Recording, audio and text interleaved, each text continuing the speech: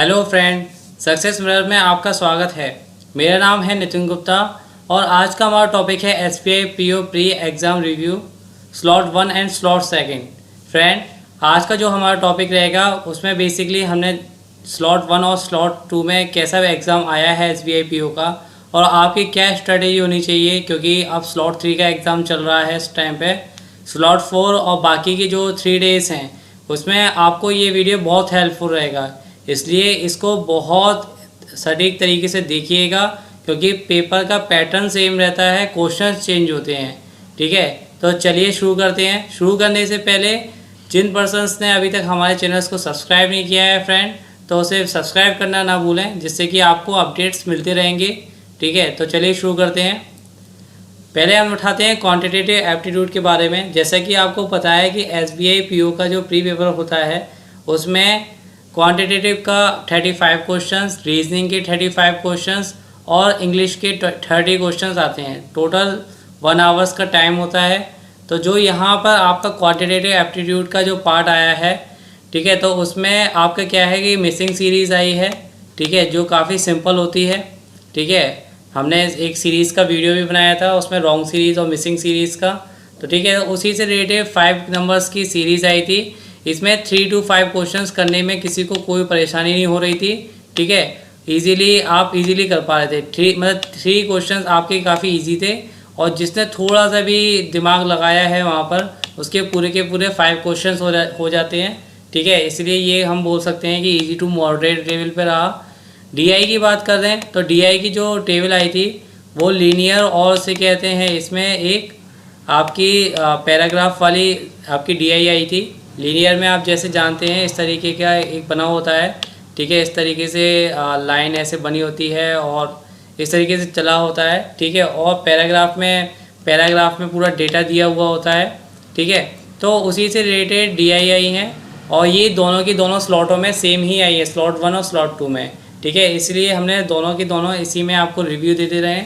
ठीक है, उसके बाद आया है इनइक्वालिटी। फ्रेंड, इनइक्वालिटी तो ऐसा क्वेश्चन से पार्ट है, जैसे 5 क्वेश्चंस यहाँ आए हैं आपके, कि जो इसमें मात्र पर्सन्स को 2 मिनट्स ही लगते हैं 5 क्वेश्चंस करने के लिए। ठीक है, हमने इसके लिए एक वीडियो भी बनाया हुआ है, आप चाहे तो हमारे चैनल्स पर देख सकते हैं उसको। बात करते हैं अप्रॉक्सीमेशन। पीओ प्री में अप्रॉक्सीमेशन आया है, तो ये सबसे ज़्यादा बेनिफिशियल है पर्सनस के लिए, क्योंकि 5 नंबर्स उसके 5 और 5 10 मार्क्स तो उसके ऑटोमेटिकली यहीं से हो जाते हैं। ठीक है, उसे कुछ और करने की ज़रूरत ही नहीं पड़ती। ठीक है, तो ये बहुत ज़्यादा इस तरीके से आपको देख पा रहा है कि क्वांटिटेटिव का पार्ट कितना इजी आया हुआ है। बात करें मिसलेनियस का, देखिए मिसलेनियस के क्वेश्चन जो आते हैं वो एसआई, सीआई, ठीक है, simple interest, compound interest, speed and time, profit and loss, time work, average, ages ratio, तो इसी से रिलेटेड पूरा ये रहा है आपका। ठीक है, तो इसमें जो हमने जो दिया है वो इजी टू मॉडरेट, क्योंकि जैसे कि एज का जो पैटर्न हुआ और जो इसमें आपका एवरेज का जो आया था क्वेश्चन, ठीक है, तो ये दोनों क्वेश्चन काफ़ी सिंपल आए थे। ठीक है, आपको कोई करने में दिक्कत नहीं आई थी। सबसे अच्छी बात है कि इसमें प्रोबेबिलिटी का क्वेश्चन नहीं आया। ठीक है, तो ये बहुत बेनिफिशियल रहा है आपके लिए, जिस पर्सन की मतलब कि ठीक नहीं है उसके लिए। तो इस तरीके से बोला जाए तो ये क्वेश्चन आपके 35 क्वेश्चन थे। ठीक है, तो इसका जो लेवल अगर हम बोला जाए तो इजी टू मॉडरेट लेवल का रहा। ठीक है, क्वेश्चंस करने में आपको, ठीक है, जिसकी अच्छी है उसके 20 क्वेश्चंस मैथ्स में करने के लिए कोई प्रॉब्लम नहीं आई होगी, और जिसने अच्छी तरह से कर लिया होगा वो 28 क्वेश्चंस तक भी करके आया होगा। ठीक है फ्रेंड, नेक्स्ट टॉपिक की बात करते हैं रीजनिंग की। ठीक है, रीजनिंग का भी पेपर टफ नहीं आया है, जिसकी पजल्स पे और सिटिंग अरेंजमेंट्स पे कमांड है उसे कोई दिक्कत नहीं आई है। ठीक है, उसने इसमें भी बहुत अच्छी तरह से बाजी मारी है। ठीक है, यहाँ पे देख लेते हैं। देखिए फ्रेंड, एक इनइक्वालिटी आई थी। ठीक है, 5 क्वेश्चन इनइक्वालिटीज़ के आए हैं। ठीक है, जो काफ़ी सिंपल टॉपिक्स होता है। ठीक है, उसके बाद आते हैं पजल्स एंड सिटिंग अरेंजमेंट के। ठीक है, इसमें किसी ने हमें 23 क्वेश्चन बताए हैं, किसी ने 20। ठीक है, स्लॉट सेकंड में 20 क्वेश्चंस के आसपास हैं, और शायद स्लॉट फर्स्ट में भी 20 क्वेश्चंस के आसपास है।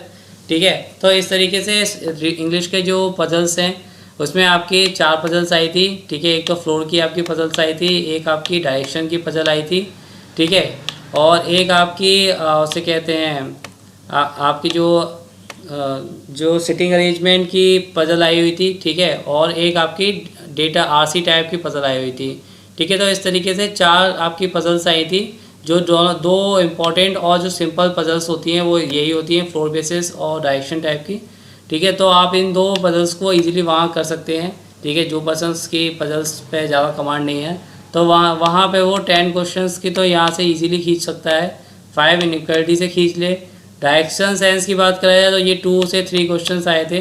ठीक है, दोनों ही स्लॉटों में, और ब्लड रिलेशंस में भी सेम यही रहा था। ठीक है, फर्स्ट स्लॉट में 2 क्वेश्चंस और से कहते हैं सेकंड स्लॉट में 3 क्वेश्चन।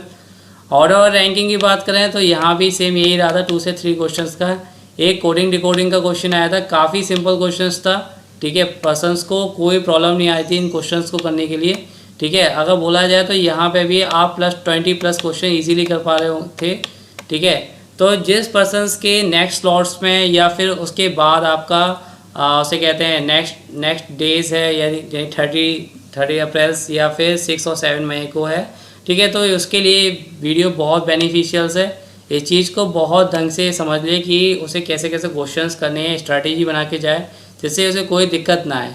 ठीक है, नेक्स्ट और इम्पॉर्टेंट टॉपिक्स की बात करें तो इंग्लिश की बात करते हैं।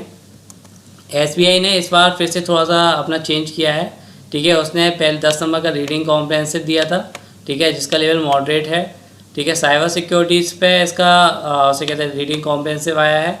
फिर उसके बाद करें क्लोज टेस्ट। ठीक है, क्लोज टेस्ट में education cost is increasing worldwide. ठीक है, इससे रिलेटेड क्लोज टेस्ट आया था।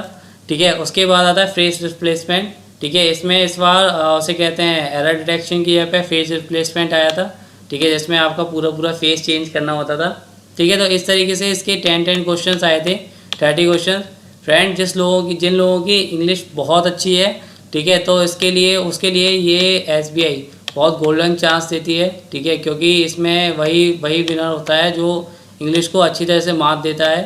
ठीक है, तो इस चीज़ की बहुत ध्यान रखिए। थोड़ा सा रीडिंग कॉम्प्रहेंसिव का थोड़ा ये था पैटर्न कि इसमें पर्सन्स को पूरी की पूरी पहले स्टोरी पढ़नी पड़ेगी कि उसमें क्या दिया गया है क्या नहीं दिया गया है।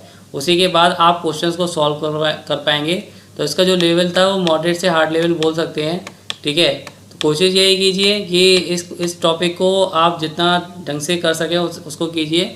ठीक है, हालांकि ये लेवल थोड़ा हाई रहता है, लेकिन आप यहाँ से 10 में से आप एटलीस्ट 7 to 8 क्वेश्चंस निकाल लेंगे, आपको कोई दिक्कत नहीं आएगी।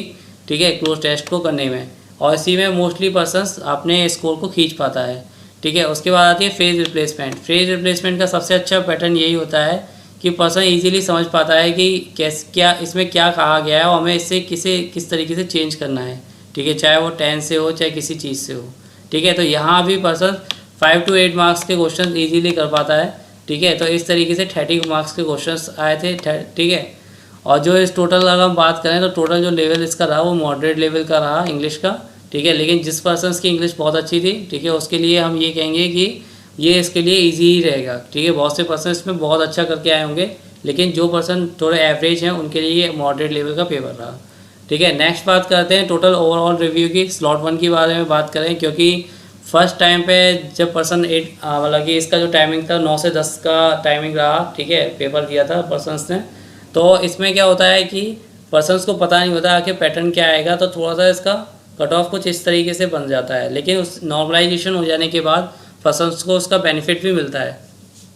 अगर यहाँ पे हम बात करें तो जिस इंग्लिश के लिए सबसे बेस्ट टाइम रहता है 12 to 15 मिनट्स। ठीक है, 20 मिनट्स में अगर रीजनिंग के लिए और 25 मिनट्स में क्वान्टिटेटिव के लिए। ठीक है, क्वेश्चंस का जो लेवल था इंग्लिश का उसके हिसाब से 12 से 15 क्वेश्चन जो सही करके आया होगा उसके लिए इनफ है।